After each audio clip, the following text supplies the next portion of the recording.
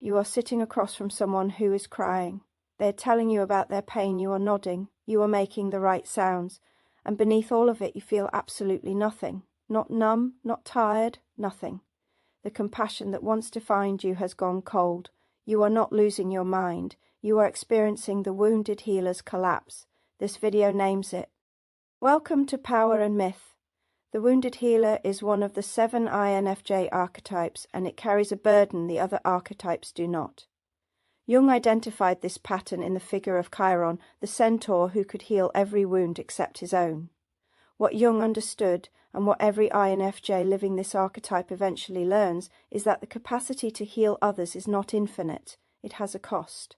And that cost, when unpaid for too long, is the complete withdrawal of compassion. Not cruelty, not bitterness, simply absence. The well runs dry, and when it does, the wounded healer does not recognize themselves. You have spent years absorbing what others cannot carry, not consciously, not through choice. It simply happens. Someone sits beside you and begins to speak, and before they have finished their first sentence, you have already felt the full weight of what they are trying to say. This is not empathy in the way most people understand it. Empathy is recognizing someone's pain. What you do is metabolize it.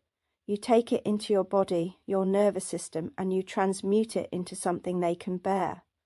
This is the wounded healer's inheritance, the exhausting alchemy of turning someone else's suffering into something survivable.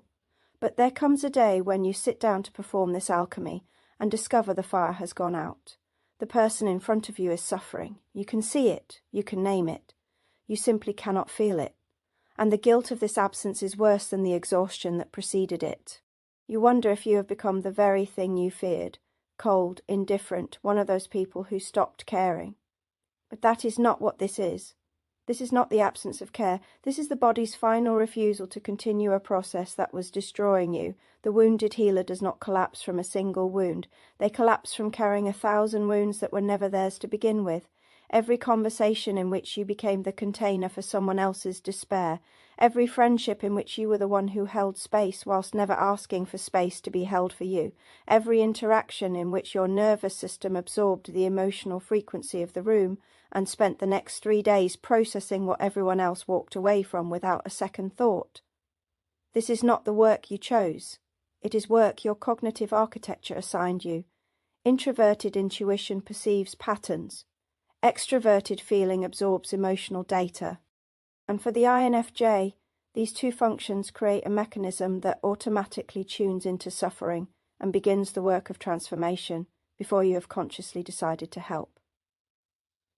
The coldness you are experiencing now is not a moral failure. It is a biological boundary. Your nervous system has spent years in a state of hypervigilance, scanning for pain, absorbing it, metabolizing it, and never fully releasing it. And now, finally, it has stopped. Not because you have become callous, because continuation was no longer survivable. This is the shadow of the wounded healer. The gift that becomes the wound. Chiron's myth ends with him giving up his immortality because the pain of his unhealed wound became unbearable.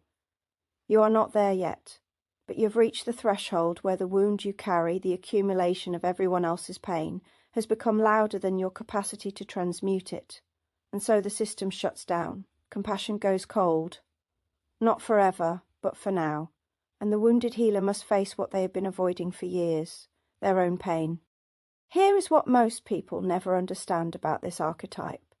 The wounded healer can heal everyone except themselves, not because they lack the skill.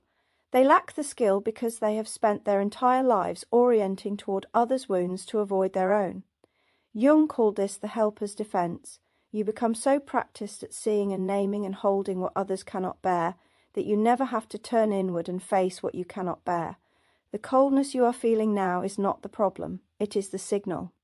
It is your psyche telling you that the work of healing others can no longer serve as a substitute for the work of healing yourself. And that work, when you finally begin it, is lonelier and harder than anything you have done for anyone else. Because no one is coming to hold space for you the way you have held space for them. The wounded healer heals alone. This is where the archetype earns its name. You are not wounded because you are broken. You are wounded because you have taken on the role of transformer, and transformation requires a vessel.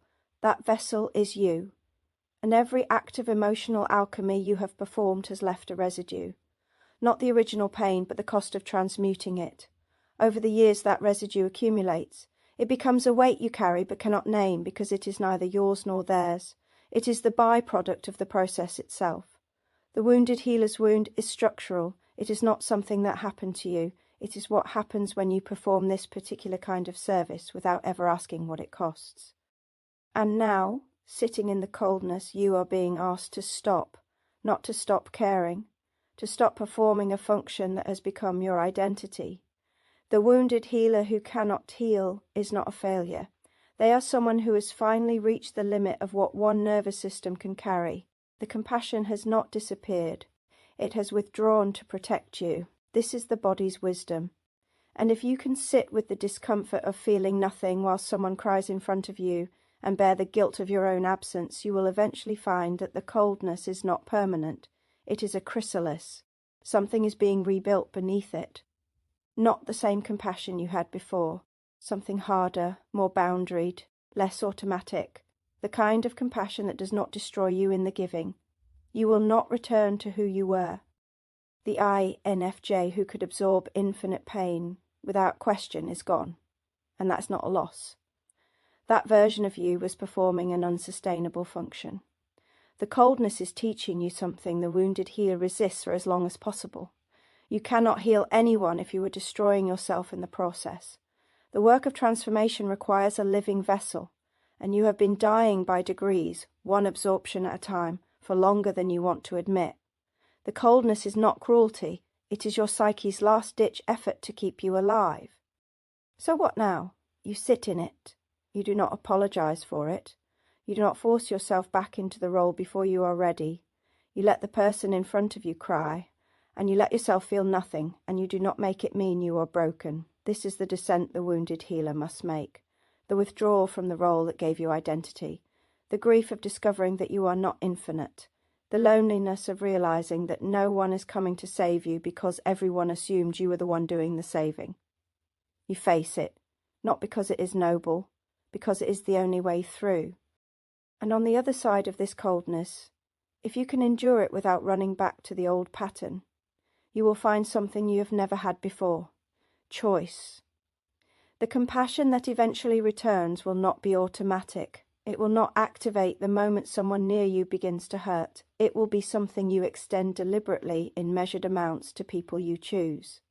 Not because you have become cold, because you have finally learned that the wounded healer's gift is not infinite absorption, it is discernment, knowing when to help, knowing when to step back, knowing that your presence is not required at every scene of suffering you perceive. This is the integration the archetype demands, and it only comes after the collapse. If you recognize yourself in this video, you are not alone. Every wounded healer reaches this threshold, most simply do not have the language for it. Tell me in the comments where you are in this journey. Still absorbing? Newly cold? Beginning to rebuild? And if you want to continue exploring the ancient patterns beneath modern personality, subscribe.